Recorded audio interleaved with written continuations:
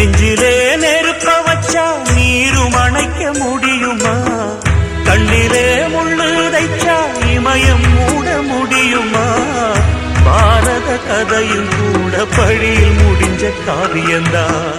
இருப்பதும் இறப்பதும் அந்த இயற்கையோட கையில, இருப்பதும் இறப்பதும் அந்த இயற்கையோட கையில. நான் மறைஞ்ச பின்னும் நிலைப்பது என் உயிர் எழுதும் கதையில.